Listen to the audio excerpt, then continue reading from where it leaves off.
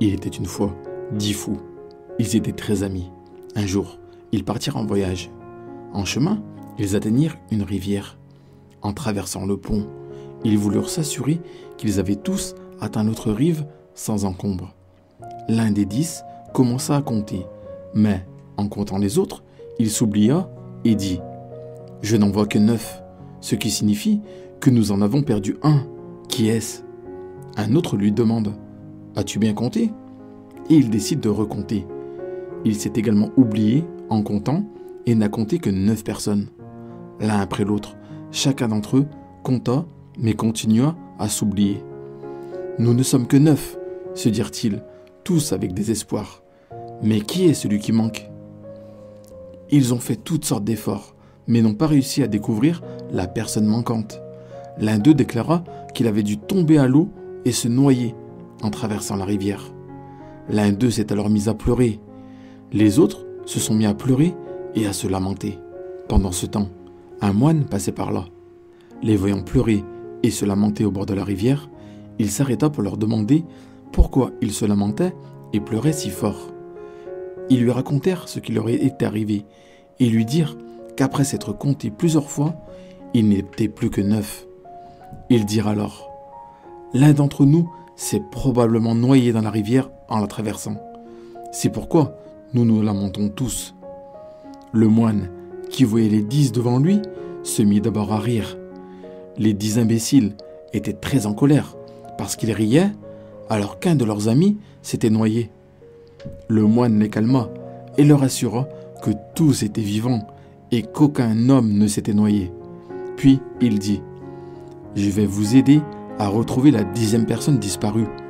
Faites ce que je vous dis. » Les 10 fous acceptèrent de lui obéir. Le moine dit alors « Tout d'abord, mettez-vous tous en rang. Ensuite, chacun d'entre vous doit se compter dans un ordre séquentiel l'un après l'autre, comme 1, 2, 3 et ainsi de suite. Je donnerai un coup à chacun d'entre vous et vous réciterez votre numéro, afin que vous soyez tous sûrs d'avoir été inclus dans le décompte et inclus une seule fois. Le 10e disparu sera alors retrouvé. » En entendant cette solution proposée par le moine, les 10 fous se réjouirent un peu à l'idée de retrouver leur compagnon perdu, et ils se mirent tous en rang. Puis, lorsque le moine donna un coup à chacun d'entre eux, ils crièrent leur numéro. Lorsque le moine donna un coup au 2e, il dit « 2 » et il enseigna ainsi à chacun des 10 à tour de rôle, et le dernier dit « 10 ». Dès que le dernier eut dit « 10 », déconcertés, ils se regardèrent les uns les autres pour savoir qui était revenu. Alors ils éclatèrent de joie et se mirent à dire « Nous sommes 10 ».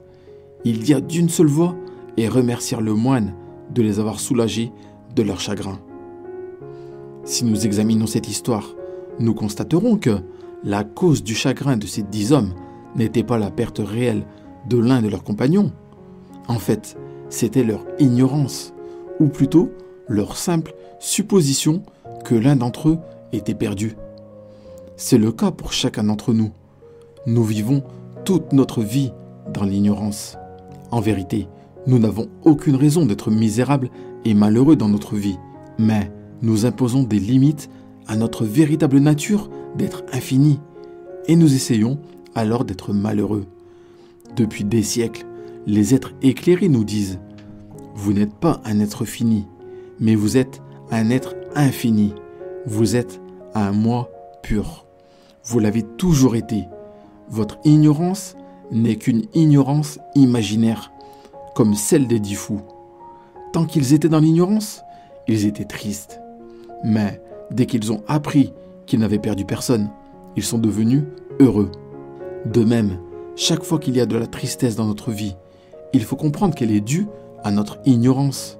Et une fois que vous avez la connaissance de votre vrai moi, aucune circonstance ne pourra vous rendre malheureux.